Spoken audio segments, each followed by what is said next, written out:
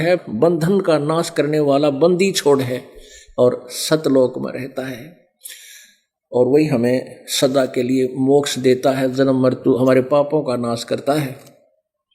अमर करूं सतलोक पठाऊं, तात बंदी छोड़ कहाऊं, बंदी छोड़ हमारा नामम, अदर अमर है अस्थिर ठामम। अब परमात्मा बताते हैं, ये संसार समझदा नाई, कहंदा श्याम दोपहरे नू, गरीबदास ये वक्त जात है, रोगे इस पैरे नू। मानुष जन्म दुर्लभ है, ये मिले न बारंबार, तरवर से पैता टूट गए तो बहुर न लगता डार। परमेश्वर कबीर जी की महिमा को आंखों देखी आदरणीय गरीबदास साहिब जी बता रहे हैं कि ये संसार समझदा नाही, कहंदा श्याम दोपहरे नू।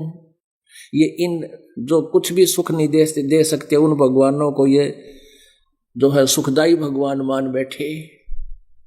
और कहते हैं, गरीबदास जी कह रहे हैं, गरीबदास ये समय जावे है, मनुष्य जीवन फिर नहीं मिलेगा, ये तत्वदर्शी संत नहीं मिलेगा और ये मार्ग नहीं मिलेगा, फिर रोया करोगे इस समय को। बोलो सतगुरुदेव की जय।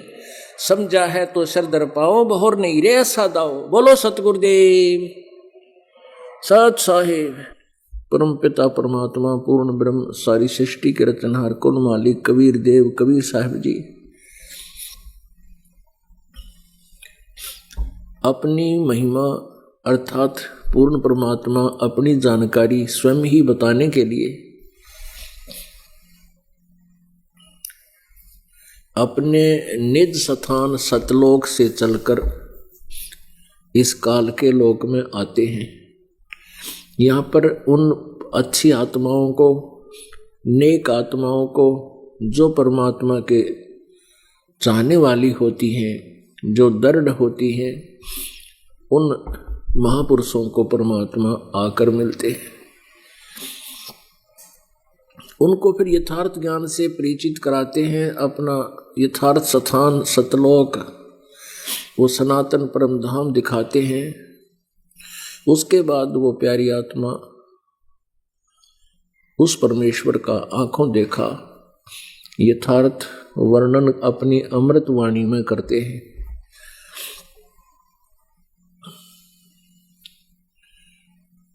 जिन महापुरुषों को परमात्मा मिले, जैसा कि परसों के सत्संग में आप जी को स्पष्ट किया गया था, सभी सदग्रंथों के आधार से, पवित्र चारों धर्मों के पवित्र सदग्रंथों के आधार पर यह प्रमाणित किया गया था कि परमात्मा साकार है और वो नर आकार है, मनुष्य जैसा है और उसका नाम कबीर है। ये तो सदग्रंथों ने प्रमाण दिए। और जिन महापुरुषों ने उस परमेश्वर का साक्षात्कार हुआ, जिन्होंने परमेश्वर को देखा, उनमें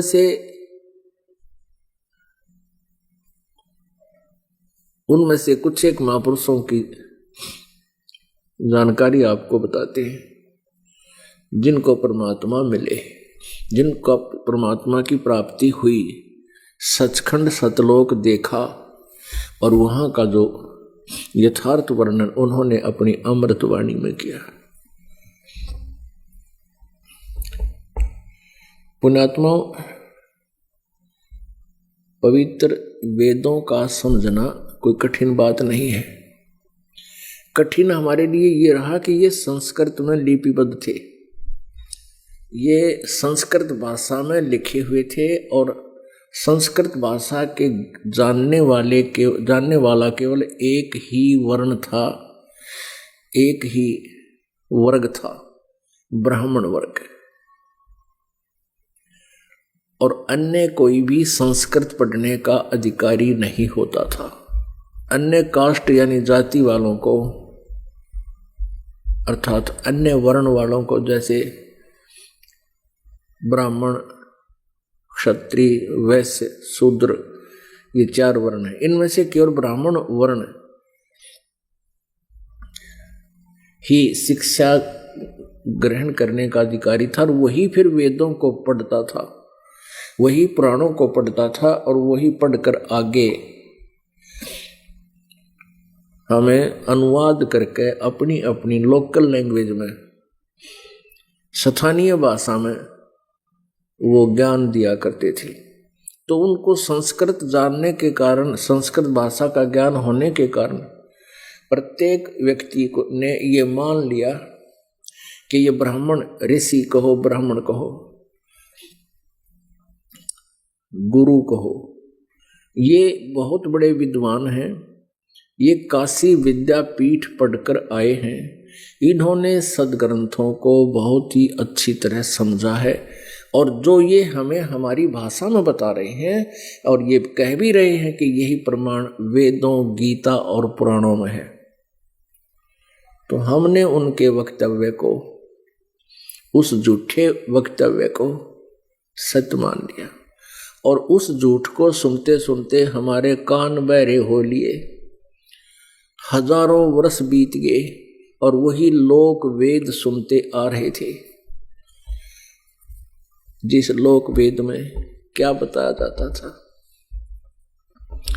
कि ब्रह्मा विष्णु महेश अविनाशी हैं, अजरो अमर हैं, सर्वेश्वर हैं, महेश्वर हैं, इनके कोई जनक नहीं है, इनके कोई माता पिता नहीं है, ये स्वयंभू हैं, सर्वेश्वर हैं, सब ब्रह्मांडों के रचयिता हैं। तो हम सभी ने एक से सुना, दो से सुना, 9 से सुना, 100 से सुना, हजारों से सुना, लाखों से सुना और यही सुना और ये बताते थे कि पुराण, शिव पुराण में ऐसा लिखा है, देवी पुराण में ऐसा लिखा है और बोलते थे संस्कृत, पढ़ते थे संस्कृत, घोट रखी थी और अनुवाद करते थे अपनी स्थानीय भाषा में। संस्कृत भाषा का जान लेने मात्र से, संस्कृत भाषा का ज्ञान होने मात्र से अध्यात्म ज्ञान नहीं समझ में आ सकता। यजुर्वेद अध्याय नंबर 40 के श्लोक नंबर 10 से लेकर 13 तक ये स्पष्ट किया है कि कोई तो परमात्मा को साकार बताता है कि वो जन्म लेता है, उत्पन्न होता है, और कोई कहता है वो उत्पन्न नहीं होता, वो निराकार है। और कोई किसी को एक भाषा का अक्षर ज्ञान हो गया तो उसको विद्वान कहते हैं, और जिसको अक्षर ज्ञान नहीं है उसको अविद्वान कहते हैं। अब ये बताया गया है कि अविद्वान और विद्वान किसे कहते हैं और परमात्मा साकार है व निराकार, ये तो तत्वदर्शी संत बताएंगे, उनसे पूछो।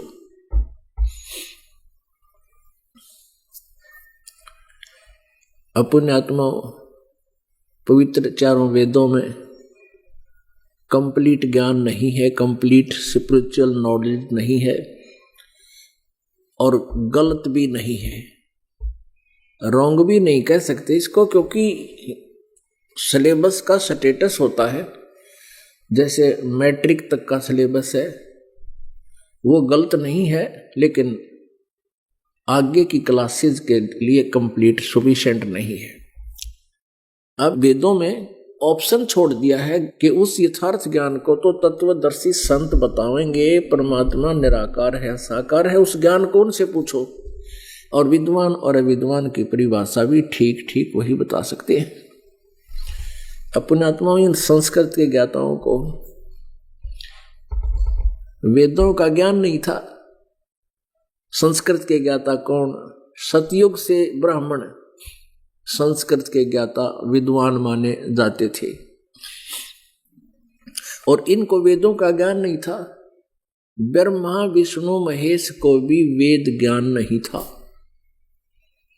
जबकि ये सभी संस्कृत भाषा बोलते और लिखते थे। पुण्यात्मा, ये बात गले नहीं उतरेगी जल्दी सी कि सतयुग के ब्राह्मण यानी ऋषियों को, महर्षियों को ज्ञान नहीं था, वेद ज्ञान नहीं था, संस्कृत भाषा का ज्ञान था, लेकिन अध्यात्म ज्ञान नहीं था, वेद ज्ञान नहीं था, ब्रह्मा विष्णु महेश को भी नहीं था।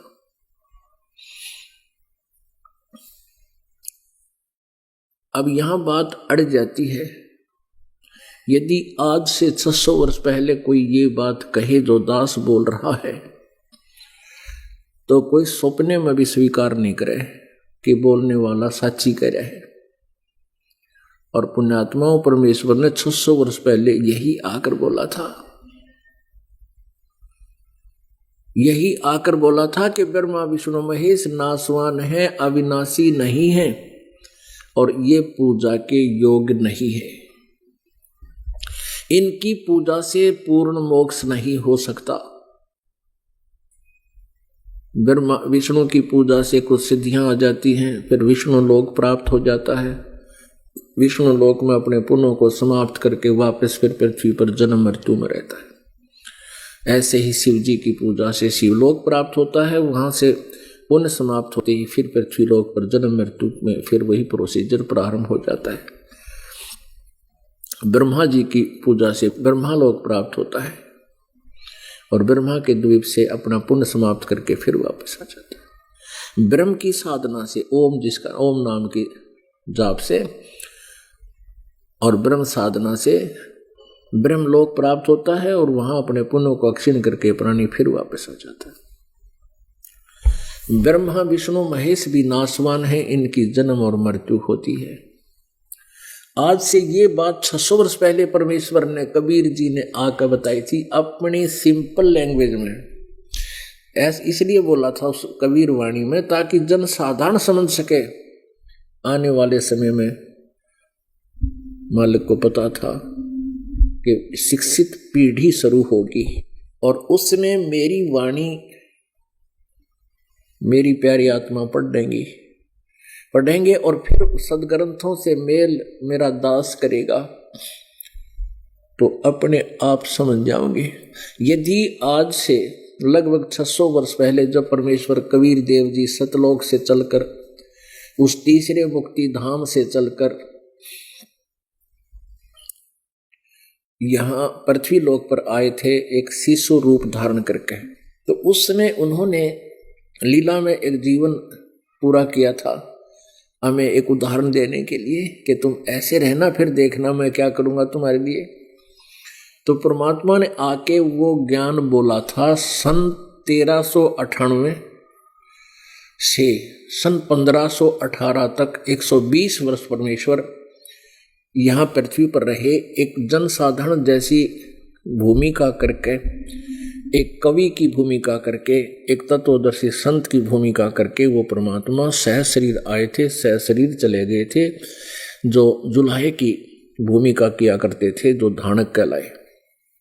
तो उन सन 1398 से 1518 तक 120 वर्ष का जो समय था, और उस समय ये कहना कि ब्रह्मा विष्णु महेश नासवान है, इनके माता पिता हैं, दुर्गा इनकी माता है, ज्योति निरंजन इनका पिता है, ये नासवान है, इनकी पूजा से मोक्ष नहीं हो सकता। तो पुण्यात्माओं, स्वाभाविक था परमेश्वर की वाणी पर अविश्वास हो जाना, क्योंकि इन झूठे व्यक्तियों ने, इन अविद्वानों ने हमारे को गलत ज्ञान, शास्त्र विरुद्ध ज्ञान सुना रखा था, लोक वेद सुना रखे थे। अब परमेश्वर ने बताया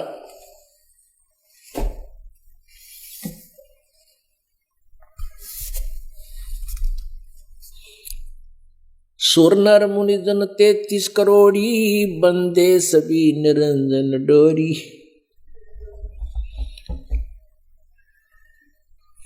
पीर पैगंबर कुतुब ओलिया, सुर नर मुनि जन ज्ञानी, एत्या को तोरा ना पाया, ये जम के बंधे प्राणी। इन ब्रह्मा विष्णु महेश और इन 33 करोड़ देवताओं तक ऋषि महर्षियों को परमेश्वर ने बताया कि तो काल का बंद रहे हैं, इस ज्योति निरंजन का बंद रहे हैं, ये तो इसी तक की पूजा करते हैं और इसी के जाल में रहते हैं, इनको वेद ज्ञान नहीं है।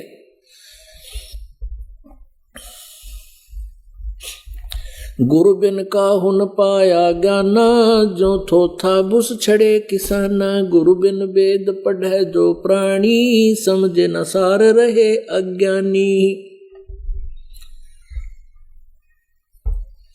गुरु बिन काहू न पाया ज्ञाना, जो थोथा बुस छड़े किसाना।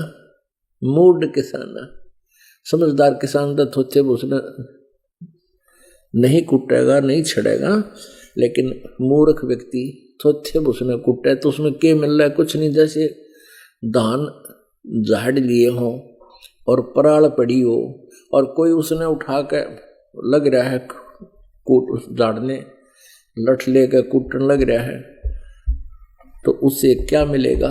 कुछ नहीं मिलेगा। तो ऐसे ही वेद ज्ञान ना होने से ये ब्रह्मा विष्णु महेश और सतयुग के ऋषि महर्षि, सतयुग के ब्राह्मण और आज के ब्राह्मण जकर खत्म है, ये तो बात छोड़ दे, होगा ना, छड़ दे गल। तो उनको भी ज्ञान नहीं था, वो भी थोथा बूस छड़े थे।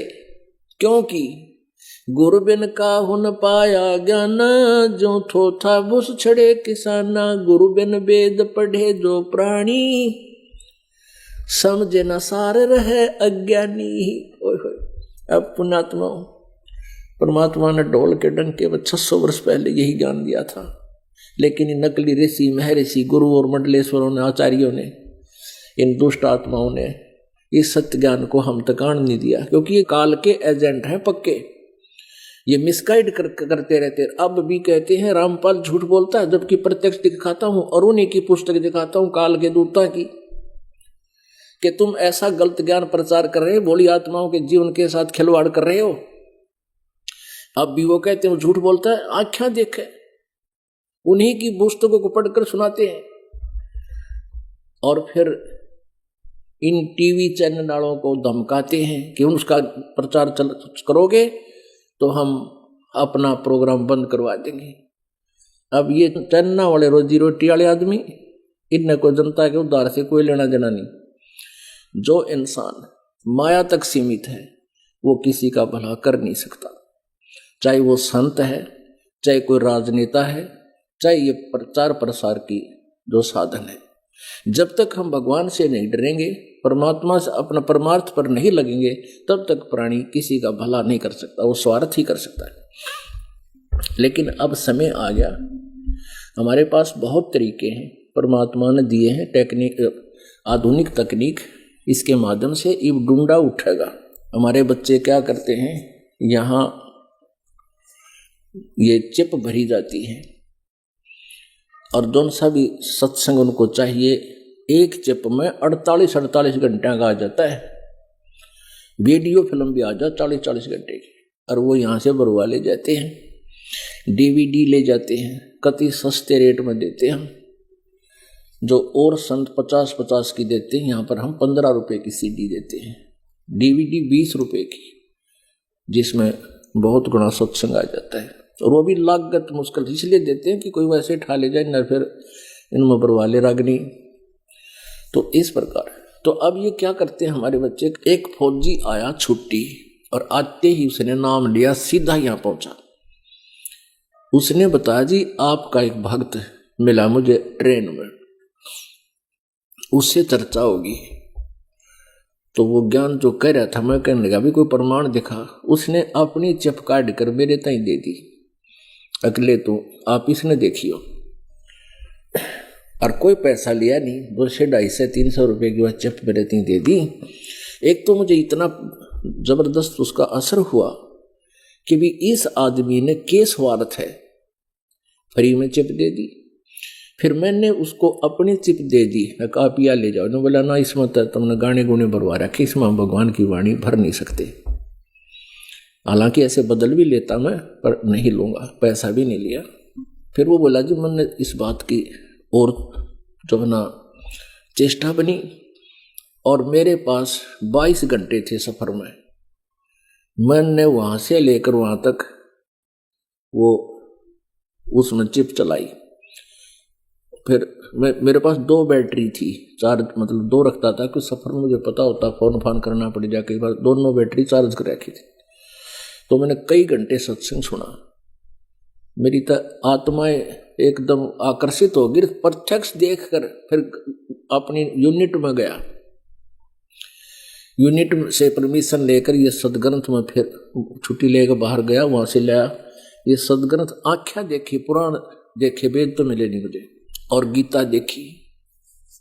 बोला मैं तो उसी दिन छुट्टी ले गए, छुट्टी मिलते ही सीधा यहाँ आया हूँ और नाम लेकर जाऊंगा। तो पुण्यात्मा ये ना चलाओ चैनल वाले, चैनल चाल पड़े मारे अंडरग्राउंड, हाँ देखिए ढूंढा पाटेगा। और एक दिन ऐसा होगा ये लाइन में खड़े होंगे चैनल वाले ने के हमने दे दो हम चला जाएंगे, क्योंकि ये इसके बिना और कोई सुना ही नहीं गा। लास्ट में देख लेना, ये ऐसा ज्ञान है जैसे आदमी सब काम छोड़ कर बैठ जाएगा और इंतजार करेगा वो प्रोग्राम आवे कब किस समय। ये आत्मा की खुराक और जनता का, समाज का सुधार और आत्मा का उद्धार इसी ज्ञान से होगा। जैसे 600 वर्ष पहले इस परमेश्वर के साथ ही नकली संतों, ऋषि, महर्षि, ज्ञानियों ने, काल के दूतों ने जुल्म गुजारे थे और जनता को भ्रमित कर दिया था। कबीर झूठा है, कपटी है, ये अशिक्षित है, ये संस्कृत भाषा नहीं जानता है, ये झूठ बोल रहा है। तो जनता भी अशिक्षित थी, तब तो उनकी दाल गल गई। अब उनकी दाल गला कोई नहीं। अभी उन्होंने कुछ चेष्टा की, ये क्रोथा कांड कराया, यही वजह थी। झूठ कपट बोली, राजा और प्रजा को भ्रमित कर दिया और सब ने इसे बूंदे आरोप पर समाचार पत्रों में बकवाद गढ़ दी। और उसके बाद देख लो, साच को आंच नहीं होती। सत्य को कुछ दिन छुपाया जा सकता है, मिटाया नहीं जा सकता।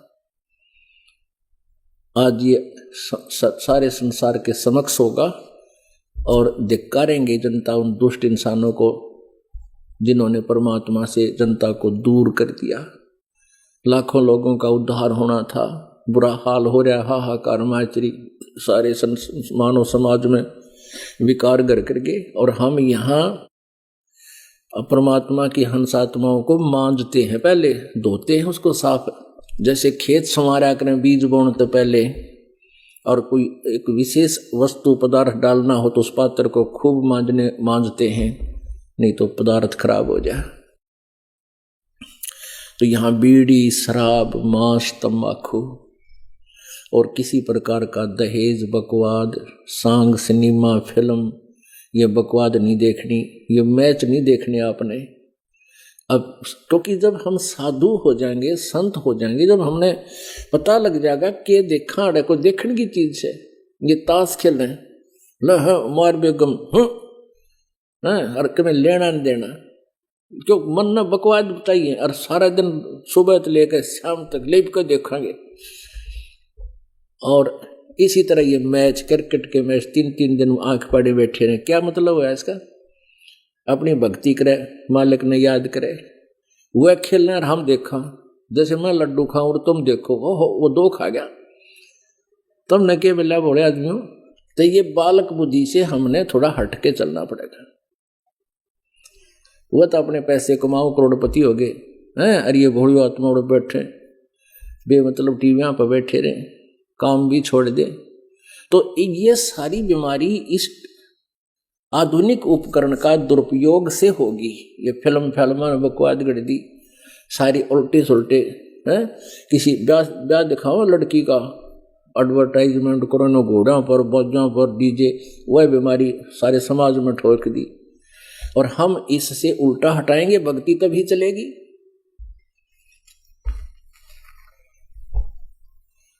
तो पुण्यात्माओं, 600 वर्ष पहले, 550 वर्ष पहले परमात्मा यही बताया करते थे,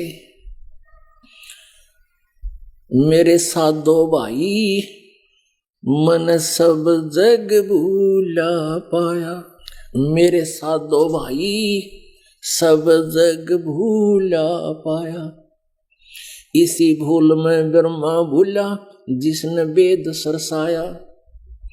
वेद पढ़ वो पंडित भूला, वो मर्म भेद न पाया, मेरे साधो भाई सब जग भूला पाया। इसी भूल में विष्णु भूला जिन वैष्णो धर्म चलाया। तीर्थ व्रत का बांध महात्म बहुविध जीव भरमाया। मेरे साधो भाई सब जग भूला पाया। इसी भूल में शंकर भूला जिन भिक्षुक पंथ चलाया। सिर पे जटा हाथ में खप्पर घर घर अलख जगाया। मेरे साधो भाई सब जग भूला पाया। और कहे कबीर जिसने पा गया भेद मर्म का वो फिर गर्भवास नहीं आया।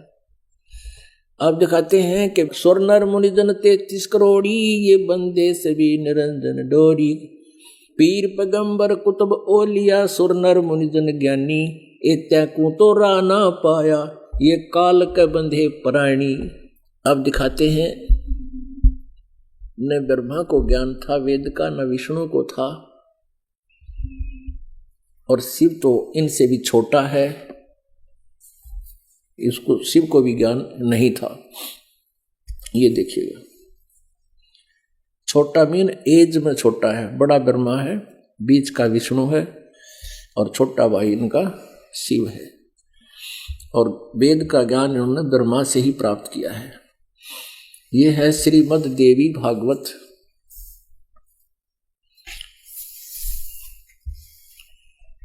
संपादक हनुमान प्रसाद पोदार, चिमन लाल गोस्वामी। और कहाँ से छपी है ये? प्रकाशक व मुद्रक हैं गीता प्रेस गोरखपुर, गोविंद भवन कार्यालय कोलकाता का संस्थान। ये इनके फैक्स और फोन नंबर है। पहले तो इसके 123 पृष्ठ पर दिखाते हैं। 123 पृष्ठ पे तीसरा सकंद देवी भागवत, संक्षिप्त देवी भागवत यानी देवी पुराण, शिव या दुर्गा पुराण। तुम शुद्ध स्वरूपा हो, विष्णु जी कह रहे अपनी माता को, तुम शुद्ध स्वरूपा हो, यह सारा संसार तुम इसे उद्भासित हो रहा है। मैं ब्रह्मा और शंकर हम सभी तुम्हारी कृपा से ही विद्यमान हैं। हमारा आविर्भाव और तिरोभाव, आविर्भाव मन जन्म, तिरोभाव मन मृत्यु हुआ करता है। विष्णु जी स्वयं कह रहे हैं कि हम ब्रह्मा विष्णु और शंकर में तो हमारा तो जन्म मृत्यु होता है, हम अविनाशी नहीं हैं। केवल तुम ही नित्य हो, जगत जननी हो, प्रकृति और सनातनी देवी हो। भगवान शंकर बोले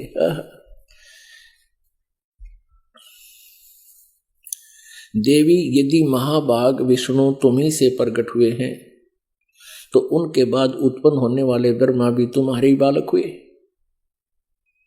दुर्गा इनकी माता है। फिर मैं तुमोगुणी लीला करने वाला शंकर क्या तुम्हारी संतान नहीं हुआ? अर्थात मुझे भी उत्पन्न करने वाली तुम ही हो। शिवे संपूर्ण संसार की सृष्टि करने में तुम बड़ी चतुर हो। इस संसार की सृष्टि, स्थिति और संहार में तुम्हारे गुण सदा समर्थ हैं। उन्हीं तीनों गुणों से संपन्न हम ब्रह्मा विष्णु एवं शंकर नियमानुसार कार्य में तत्पर रहते हैं। अब पुण्यात्माओं, इस थोड़े से प्रकरण ने और कितना काम हल्का कर दिया। इसमें 4 कंसेप्ट क्लियर कर दिए इस पवित्र पुराण ने। नंबर 1 कि ब्रह्मा विष्णु और महेश ये तीनों नासवान हैं, और दूसरा कि दुर्गा इन तीनों की माता है। तीसरा रजगुण ब्रह्मा है, सतगुण विष्णु, तमगुण शिव जी। और चौथा ये कर दिया कि ये केवल नियमित कार्य ही कर सकते हैं।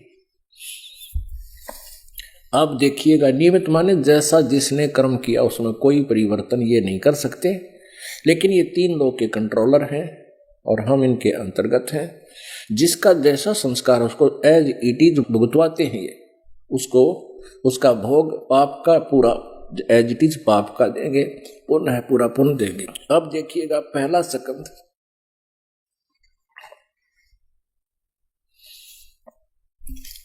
संक्षिप्त देवी भागवत और पृष्ठ 28 पे। अब यहां से देखते हैं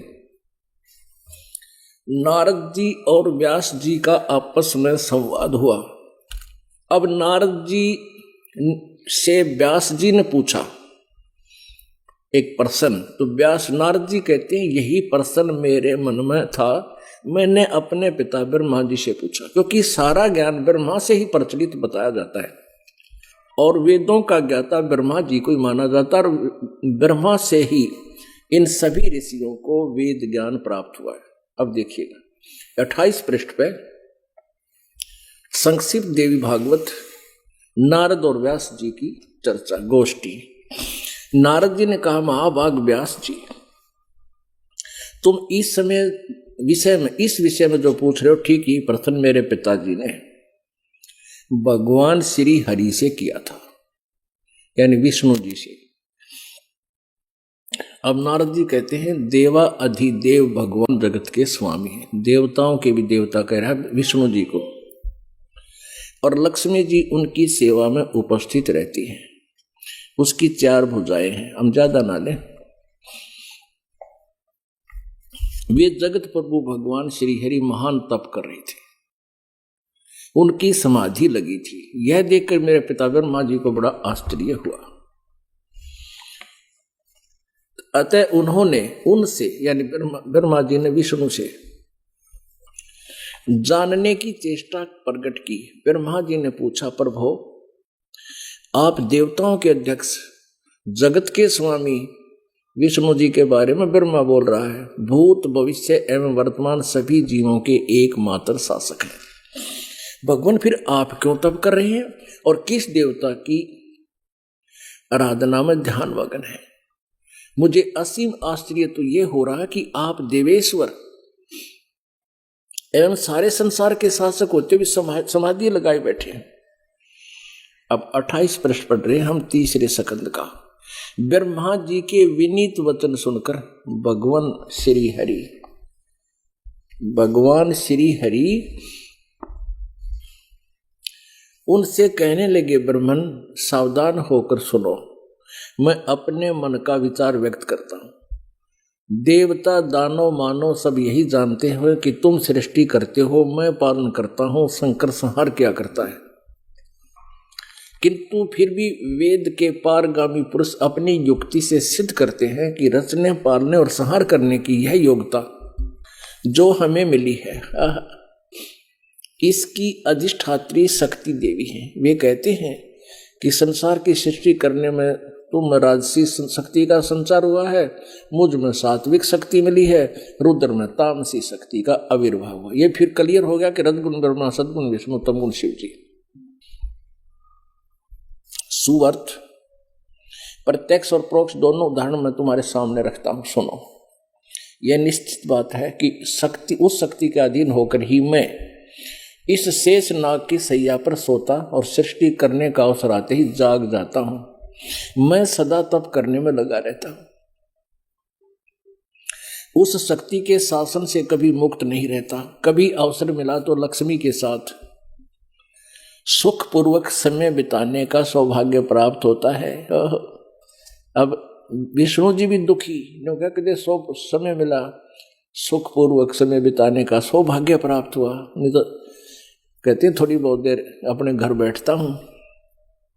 मैं कभी तो दानों के साथ युद्ध करता हूं, अखिल जगत को भय पहुंचाने वाले दैत्यों के विकराल शरीरों को शांत करना मेरा परम कर्तव्य हो जाता है। अब परमात्मा कहें, तंदर सुखिया कोई ना देखा, जो देखा सो दुखिया हो। और साच कहूं तो जग नहीं मानने, झूठ कही ना जाई हो। ये ब्रह्मा विष्णु महेश्वर दुखिया जिन ये राह चलाई है। अब परमात्मा की एक एक वाणी आपको इन सदग्रंथों में स्पष्ट होगी। श्री हरि उनसे कहने लगे, ये यहां हो गया, उनका शांत करना मेरा परम कर्तव्य बन जाता है। कहते मैं पहले तप करता हूं, मैं सदा तप करने में लगा रहता हूं, उस शक्ति के शासन से मैं कभी मुक्त नहीं रह सकता, क्योंकि कंट्रोल रिमोट उनके हाथ में है इसका, इन सभी का। और कभी अवसर मिला तो लक्ष्मी के साथ सुखपूर्वक समय बिताने का सौभाग्य प्राप्त होता है। और मैं कभी तो दानों के साथ युद्ध करता रहता हूँ, अखिल जगत को भय पहुंचाने वाले दैत्यों के विकराल शरीरों को शांत करना मेरा परम कर्तव्य हो जाता है। और अब सुन ले अध्यात्म ज्ञान श्री विष्णु जी का पढ़ लो 29 पृष्ठ पे, वही